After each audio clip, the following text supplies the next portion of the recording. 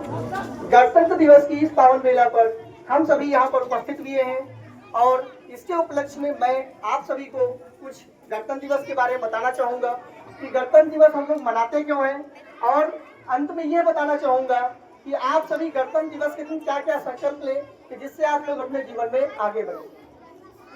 जैसे एक चौपाई कही गई है जिसमें ये कहा गया है, जो भरा नहीं है भावों से, बहती जिसमें रसधार नहीं, वो हृदय नहीं है पत्थर है, जिसमें तो देश का प्यार नहीं। आप सभी को इसका अर्थ समझना होगा कि जो भरा नहीं है भावों से, मतलब वे सभी लोग जिसके अंदर कोई भी भावना नहीं होती है, जैसे प्रेम की भावना, देश के प्रति बलिदान की भावना, त्याग की भावना, वो इंसान समझ लो कि उसके अंदर दिल नहीं, वो पत्थर के समान है। इसलिए आप सभी अपने स्वदेश में अपने देश से प्यार करें और अपने देश को आगे बढ़ाने के लिए आप सभी प्रकार से त्याग, बलिदान एवं समय, तन मन धन से साथ देने का प्रयास करें। यहाँ पर देश का अर्थ केवल भारत देश ही नहीं, आप लोगों के लिए सबसे पहले देश की शुरुआत अपने घर से होती है, फिर अपने विद्यालय से होती है। तो आप सभी अपने घर में अपने माता पिता का, अपने भाई बहन का, हर किसी का सम्मान करें, उनकी आज्ञा का पालन करें एवं विद्यालय में सभी शिक्षक बंधु आप सभी को जो भी बताएं वो आप सभी अवश्य उस नियमों का पालन करें, जिससे आप सभी जीवन में अग्रसर होते रहें। ये हमारी पहली सीख होनी चाहिए। दूसरी सीख ये होगी कि जो भी संपत्ति है हमारे देश की या हमारे घर की या हमारे विद्यालय की, उसको हम उसको अपना समझकर आगे बढ़ेंगे और उसको कभी क्षति नहीं पहुंचाएंगे। जैसे मैं विद्यालय के उपलक्ष्य में बताना चाहूंगा कि आप सभी विद्यालय में आते हैं, विद्यालय को इतना सुव्यवस्थित ढंग से प्रधानाध्यापक महोदय चला रहे हैं, फिर भी आप लोग विद्यालय में कहीं पर बोर्ड तोड़ते हैं, कहीं पर चेयर तोड़ते हैं या दीवार पर कुछ ना कुछ गलत सलत लिखना शुरू कर देते हैं। तो बच्चों, आप सभी से, चाहे आप सभी मेरा आदेश मानो या मेरा विनम्र निवेदन मानो, लेकिन आप सभी ऐसी गलती दोबारा नहीं करेंगे। अब हम आते हैं 26 जनवरी के मुख्य बिंदु पर कि 26 जनवरी मनाई हो जाती है। 26 जनवरी सन 1950 को हमारे देश में संविधान पूर्ण रूप से लागू हुआ था। संविधान क्या चीज होता है? सम प्लस विधान, मतलब इसमें सभी प्रकार की विधान, मतलब विधि विधान, नियम कानून आ जाए। मतलब एक ऐसी किताब जिसके द्वारा हमारे पूरे देश के नियम कानून लिखे गए हैं और हमारे पूरे देश को किस प्रकार से संचालित किया जाएगा, इसको ध्यान में रखते हुए किताब को लिखा गया है। बहुत ताली बजाओ। इसमें जो मुख्य भूमिका रही डॉक्टर भीमराव अम्बेडकर जी की रही, इसलिए हम सभी आज के दिन डॉक्टर भीमराव अम्बेडकर जी को अवश्य याद करेंगे, क्योंकि यदि वे न होते तो आज हमारे भारत का संविधान न होता।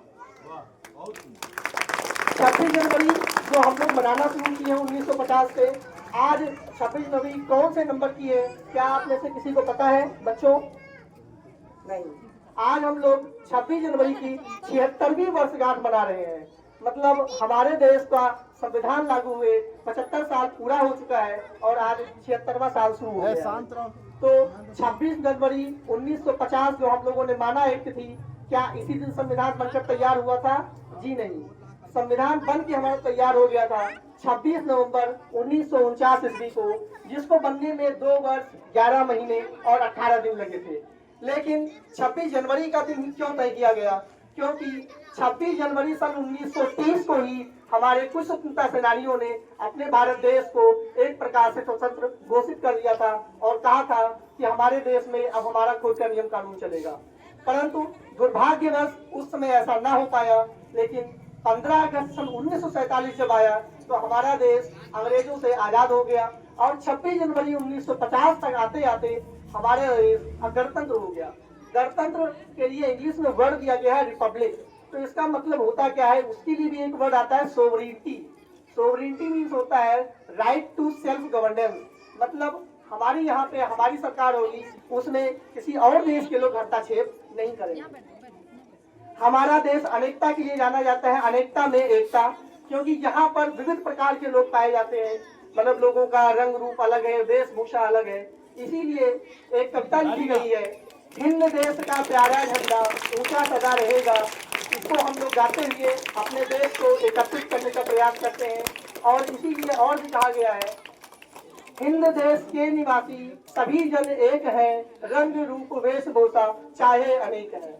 मतलब हम सभी हिंद देश के निवासी हैं, किसी भी प्रदेश से आते हो, लेकिन हम सभी को एकजुट होने का प्रचार प्रसार करना चाहिए। जैसे आज ही का दिन ऐसा दिन था कि जिस दिन सभी अलग अलग जो राज्य हुआ करते थे उन सभी को एक में सम्मिलित किया गया और भारत देश बनाया गया। इसके उपलक्ष्य में और लास्ट में आप सभी को बताना चाहूंगा कि आप सभी यदि कुछ भी करने को ठान ले कि हमें देश के प्रति कुछ करना है, आगे बढ़ना है, तो कोई भी लक्ष्य बेकार नहीं होता। जैसे कहा जाता है, लक्ष्य कोई बड़ा नहीं और जीता वही जो डरा नहीं। जो रखते हैं हौसला लहरों में कूद जाने का, वो जाबाज समुंदर से खजाने ढूंढ लाते हैं, और जो बीनते हैं सीपियां किनारों पे बैठकर, वो मंजिले मुकद्दस को ढूंढ कहाँ पाते हैं। आप इसके उपलक्ष्य में मैं आमंत्रित करूंगा अपने प्रधानाध्यापक महोदय को कि आए और आप सभी को शुभाशीष प्रदान करते हुए कुछ ज्ञानवर्धक चीजें बताएं। मेरा इनको रोक दो सर,